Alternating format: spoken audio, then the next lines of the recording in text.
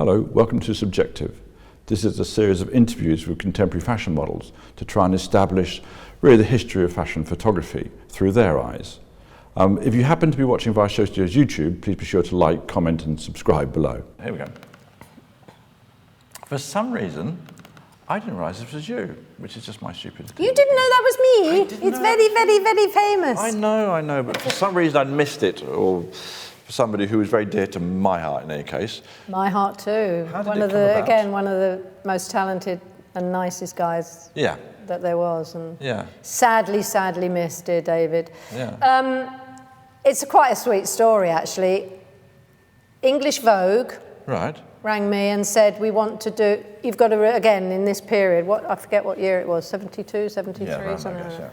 Bowie was, again, the biggest, apart from the Beatles, who were always bigger than anything. Bowie was the new kid on the block, and he was extraordinary, and we all loved him. Yeah. And English Vogue said, we want to do a cover shoot with you and David Bowie, and I was so excited. Yeah, was that going to be the cover? Yeah. That had been a cover. And he'd that year he'd recorded a song. I'd never met him, but that year he'd recorded a song called "Drive-In Saturday," which I heard on the radio and nearly dropped me toast because the chorus came up and he says his name was always Buddy, and he'd smile and ask to stay, and she'd sigh like Twig the Wonder Kid and turn her face away. And I thought, oh my God, David Bowie's put me in a song. I was really excited. He was in Paris recording, David. Yeah.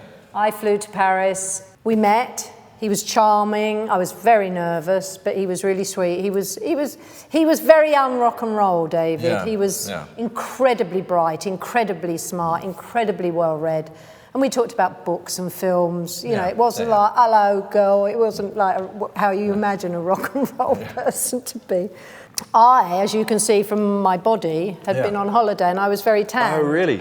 David, as was his wont, was very, very pale. Yeah. So, and again, this is a makeup artist, actually. I did my eyes, but because we were so different in colour, he had this idea to draw the masks. Right. So he made my mask very pale with my tan skin, and he made David's much more tanned, and it was brilliant, isn't it? Anyway, we shot it. You know, we said goodbye, we swapped numbers like you do, and we did stay in touch vaguely over the years, because he moved to New York and everything. Yeah. But got back to England, and a month later or something, we got a call saying the editor of English Vogue has decided we can't put this on the cover of Vogue because a man has never been on the cover. I said, are you crazy? This is David Bowie. Yeah, also, you can credit the makeup. Not many men you could do that with. Also, you'll sell more copies of Vogue than you've probably ever sold because he's on the cover. Anyway, they wouldn't budge. Really? The editress was beside herself because everyone was so happy with the shot. Yeah. While they were arguing, David just said, listen, let them get on with it. I'll put it on the cover of the thing he was recording in Paris. Right. Pin-ups. Yeah. He said, can I use it for the cover? So we said, absolutely. And actually, it's given it a much longer life, because every time this is reissued, as in different, as album, CD, whatever. People are so obsessed with him. So he's incredibly quite right. Artist. I'm absolutely quite right. I worked with him once. I did a cover of an album much later in the 90s with him. But you're right, he was an incredibly interesting man to spend time with. And very rock and rolly, actually. Yes, very caring and very gentle. No, I loved him. There's a funny thing, a little anecdote here. I film all of my sessions. Every time I do a photographic session, I put a camera on film. And I always check with my model. I say, do you mind if I have the camera put on?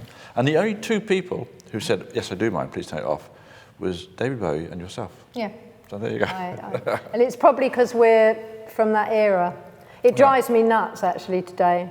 Every time you do a magazine shoot, they want to do a film. Yeah. And I always say, well, I either say no or I have to have... artistic control. Yeah. I'm a control freak, you see. Are you? Anyway, I think at my age I've earned the right. I think you should have done it right from the beginning, Twiggy. Sure. But you learn. Yeah. But it is gorgeous. I love it. It is gorgeous. It is amazing. And I'm very proud of it. But did Bowie request you? Was it just an idea? No, it was Vogue. So it was Vogue that wanted to put you two together. It was a Vogue shoot. the editress or whoever had the idea, and we all thought it was a brilliant idea until it was the art director or the higher echelon. Yeah. Maybe it was the publishers. Yeah, publishers probably. Might have been. Thinking about the money. It was somebody very high up who X'd it. Silly fools. Silly fool. Anyway, better fun. But nicer Us for in the us. end. Yeah.